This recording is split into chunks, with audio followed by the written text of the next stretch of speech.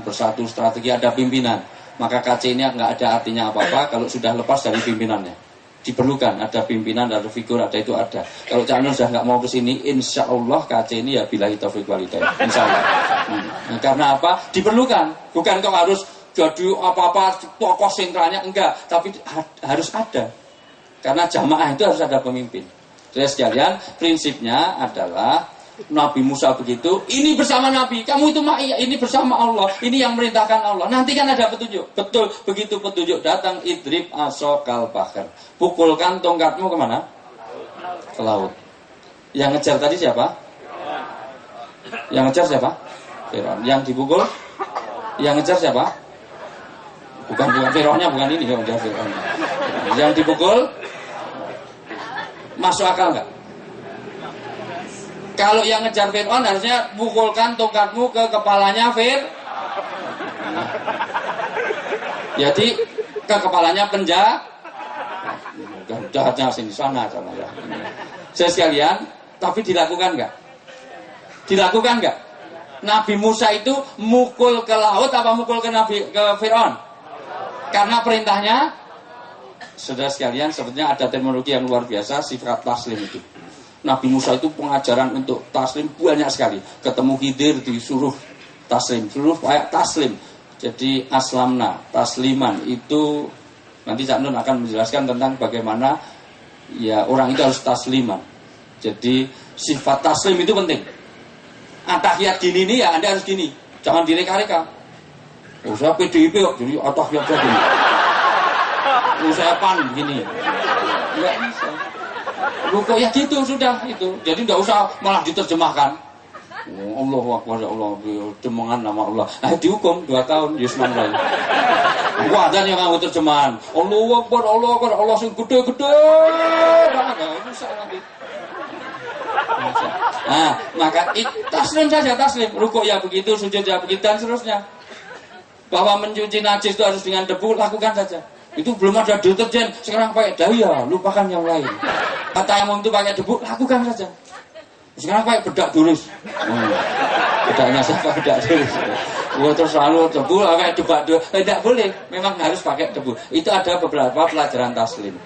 Ali radhiyallahu an itu sampai menasihati Umar, karena Umar itu selalu apa akalnya ditonjolkan. Apa-apa ini nggak masuk akal, nggak rasional, ini kurang intelek. Ini itu di dalam, tolak itu. Maka Umar, kalau agama menurut akal harusnya kalau wudu pakai khufain itu adalah apa? Khufain itu adalah sepatu. Orang kalau musim dingin pakai sepatu nggak dilepas-lepas. Tapi kalau wudu pinjam dik. Sini maksud saya. Kalau gimana ya supaya ini aja kelihatan ya. Kalau wudu itu yang di ya maksudnya. Enggak, maksud saya untuk menunjukkan kasta.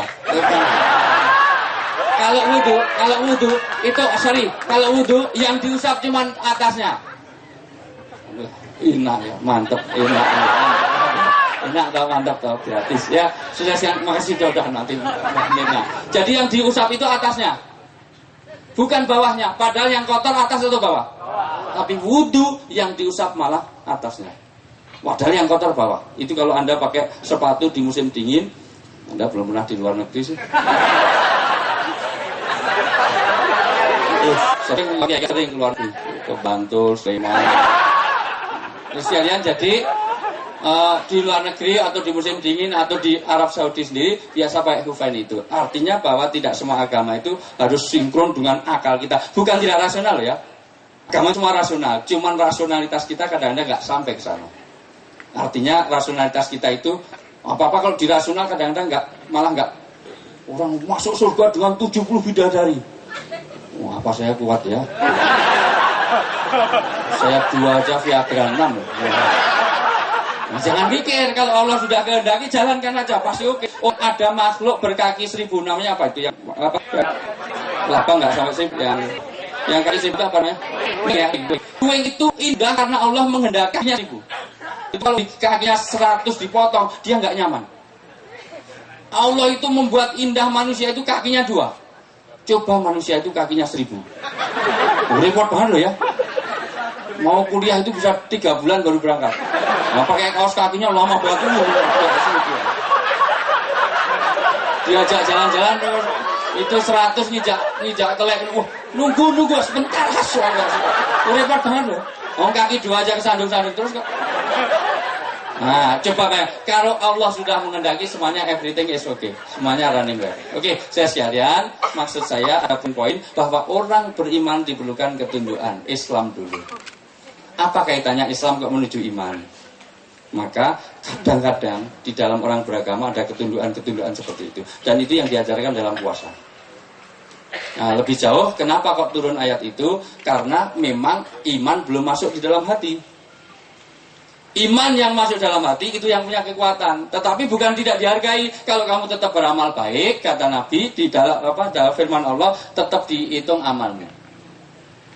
Maka iman tidak hanya diucapkan, tapi juga masukkan dalam hati dan dalam perbuatan. Itu jadi definisi ulama.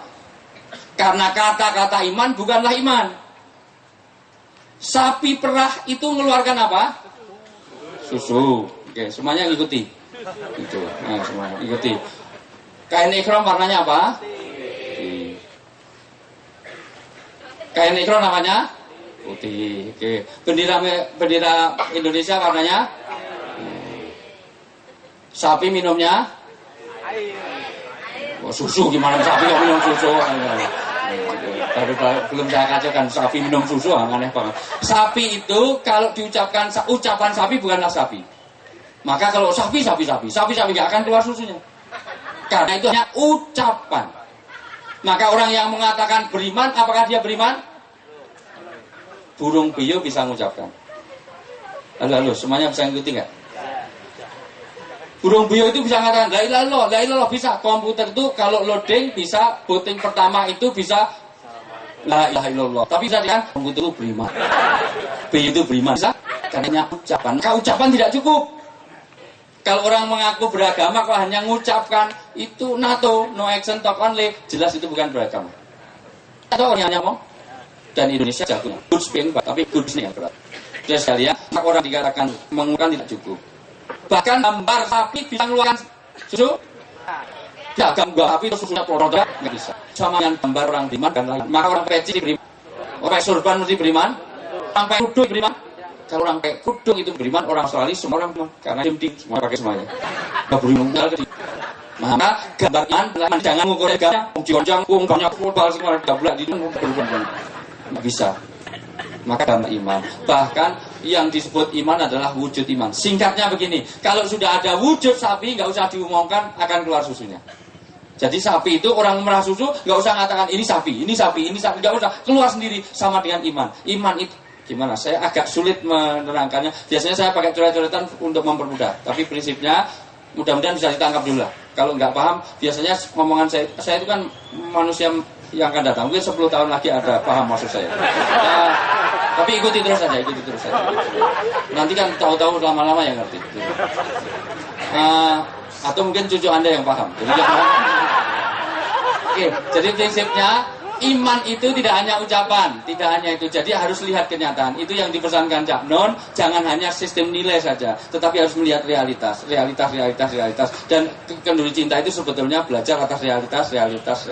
Sehingga nanti orang bisa menangkap apa yang disebut dengan fitrah tadi.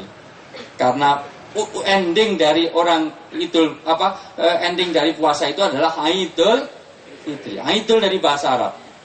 Kalau Aidul bahasa Jawa artinya ke selatan. Aidul, alor, aitan sama hulon.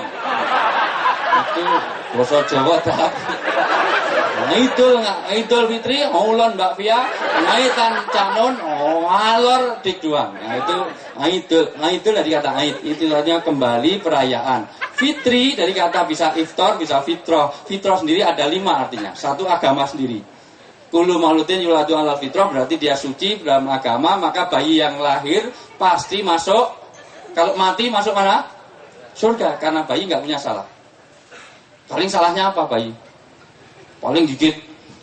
Kalau di ASI itu, ya ASI itu penting, karena bayi ASI itu punya 60 benefit. Maka kalau punya anak, usahakan pakai ASI. Sehebat apapun ASU, air susu umum, air susu umum kan ASU kan ya. Ya, pokoknya formula itu loh, ASU itu masih lebih baik ASI.